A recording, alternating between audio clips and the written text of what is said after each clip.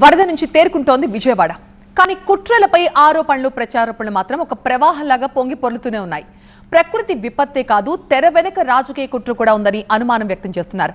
వైఫల్యాల్ని కప్పిపుచ్చుకునేందుకే ఈ రాద్ధాంతమని విపక్ష party counter ఇస్తోంది. వరదల వెనుక కుట్రల్లో ఏది నిజం, ఎవరి వాదన వాస్తవం? బుడమేరు పొంగింది. ప్రకాశం బ్యారేజ్ కి వరద పోటెత్తింది. వారం 10 రోజుల విజయవాడలోని జనవాసాలు ఇంకా జలదిగ్బంధంలో ఉన్నాయి.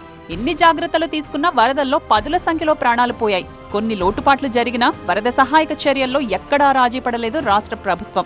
స్వయంగా సహాయక చర్యలను పర్యవేక్షిస్తూ నేనున్నానన్న భరోసా ఇచ్చారు సీఎం చంద్రబాబు.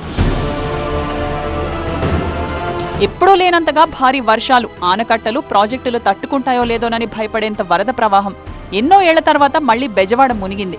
కృష్ణానది వరదకు తోడు గతి తప్పిన బుడమేరు ప్రవాహం బెజవాడను ముంచేసింది. ఓ పక్క సీఎం చంద్రబాబు సహాయక చర్యల్లో ఉండగానే ఐవీఎఫ్ ఒక అధునాతన సంతానోత్పత్తి చికిత్స. అనేక దంపతులకు తల్లిదండ్రులు కావాలనే వారి కలను నెరవేర్చుకోవడానికి సహాయపడుతుంది. ఈ రోజే ఓఎస్ఎస్ ఫర్టిలిటీని సందర్శించండి. బాధితులతో మాట్లాడిన వైసీపీ అధినేత వైఎస్ జగన్మోహన్ రెడ్డి ప్రభుత్వం విఫలమైందని విమర్శించారు. బెజవాడ వరదకు ప్రభుత్వ అనాలోచిత నిర్ణయాలే కారణమని నిందించారు. వైసీపీ అధినేత ఆరోపణలపై సీరియస్ గా రియాక్ట్ అయింది అధికార పార్టీ. బురద రాజకీయం చేయొద్దంటూ విరుచుకుపడ్డారు టీడీపీ నేతలు. బుడమేరు ప్రవాహం బెజవాడపై పడటానికి కారణం వైసీపీ 5 ఏళ్ల పాలనేనని సీఎం చంద్రబాబు ఆరోపించారు. వైసీపీ నిర్వాకంతోనే బుడమేరుకు భారీ గండ్లు పడ్డాయని విరుచుకుపడ్డారు. కృష్ణా వరదతో పాటే భారీ పడవలొచ్చి ప్రకాశం బ్యారేజ్ ని ఢీకొట్టడంతో వరద రాజకీయం మరో టర్న్ తీసుకుంది. ఇది వైసీపీ కుట్రేనని బల్లగుద్ది చెబుతోంది టీడీపీ. షాకింగ్ ఇష్యూస్ అన్నమాట. ప్రజల ప్రాణాలని కూడా లెక్క చేయకుండా వాళ్ళు విధ్వంసం సృష్టించడానికి రెడీ అయ్యారు అంటే అలాంటి వాళ్ళని దేశద్రోహుల కింద తీసుకోవాల్సిన పరిస్థితి ఈరోజు మనందరికీ కూడా కనిపిస్తుంది. అదే కనుక పిల్లర్ని తాకి పిల్లర్కి ఏదైనా డ్యామేజ్ జరుగుంటే ఒక్కసారి మనం జరగబోయే పరిణామాలు ఊహించుకోవడానికి చాలా భయంకరమైన పరిస్థితి. బోట్లు బ్యారేజ్ ని ఢీకొట్టిన ఘటనని సీరియస్ గా తీసుకుంది ఏపీ సర్కార్. వెంటనే విచారణకు ఆదేశించింది. ఇరిగేషన్ అధికారుల ఫిర్యాదుతో కేసు నమోదు చేసిన పోలీసులు బోట్ల యజమానులను గుర్తించారు. పక్కా ప్లాన్ ప్రకారమే ఉద్దండరాయనిపాలెం నుంచి గొల్లపూడికి పడవల్ని తరలించినట్లు అనుమానిస్తున్నారు. నిందితుల కాల్ డేటా, గూగుల్ టేకౌట్ వివరాలు సేకరిస్తున్నారు.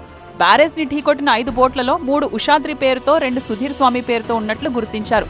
వైసీపీ నేతల కుట్రలో వీరు భాగస్వాములయ్యారని అధికార పార్టీ నేతలు ఆరోపిస్తున్నారు. పై స్థాయి నుంచి గ్రీన్ సిగ్నల్ లేకుండా క్రింది స్థాయిలో చేసేటువంటి సాహసం కానీ చొరవ కానీ ఎవరికి ఉండవు.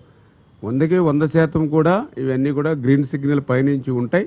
అయితే అవన్నీ కూడా ఇప్పుడు విచారణలో 1 by 1 ఒక్కొక్కటి కూడా బయటకు వస్తాయి. మరి ఉపయోగపడేటువంటి బ్యారేజీల మీద కూడా కుట్ర చేస్తే మరి క్షమించేటువంటి పరిస్థితి లేదు.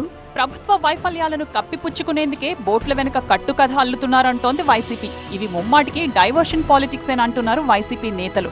నిందితులుగా చెబుతున్న వారిలో ఒకరు టీడీపీ ఎన్ఆర్ఐ విభాగం కన్వీనర్ కి బంధువని, మరొకరు కూడా టీడీపీ సానుభూతి పరుడేనంటూ ప్రతి విమర్శలకు దిగింది వైసీపీ. కోమటి రామ్మోహన్ అనే ఆయన కోమటి జయరాం గారికి సమీప బంధువు. అదేవిధంగా ఉషాద్రి, ఈయన లోకేష్ గారితో ఫోటో దిగుతూ, మేము ట్విట్టర్లో కూడా పెట్టాం, లోకేష్ గారితో ఫోటో దిగుతూ కనిపించినటువంటి వ్యక్తి. వీళ్ళిద్దరూ వైఎస్ఆర్ కాంగ్రెస్ పార్టీ నాయకులట. నాయకులే కాదు, వీళ్ళిద్దరూ తలసాని రఘురామ్ గారికి సన్నిహితులంట. వీరిద్దరూ నందిగం సురేష్ గారికి సన్నిహితులట. మీరు భ్రష్టు పట్టే ప్రమాదం ఉంది ఆయన స్వామి చెప్తారు. అబద్ధం చెప్పినా అతిగేటట్టు ఉండాలని. బ్యారేజ్ బోట్ల ఘటనలో మాజీ ఎంపీ నందిగం సురేష్, ఎమ్మెల్సీ తలసిల రఘురాంతో పాటు వైసీపీ నేతల కుట్ర ఉందని రాష్ట్ర ప్రభుత్వం అనుమానిస్తోంది. టీడీపీ కార్యాలయంపై దాడి కేసులో ఇప్పటికే రిమాండ్లో ఉన్నారు సురేష్. బుధవారం జైల్లో ఆయన్ని పరామర్శించబోతున్నారు పార్టీ అధినేత జగన్మోహన్ రెడ్డి. దేశద్రోహం కేసు పెడతామన్న హోంమంత్రి హెచ్చరికలతో వరద రాజకీయం కట్టలు తెంచుకునేలా ఉంది. చివరికిది ఏ తీరానికి చేరుతుందో మరి.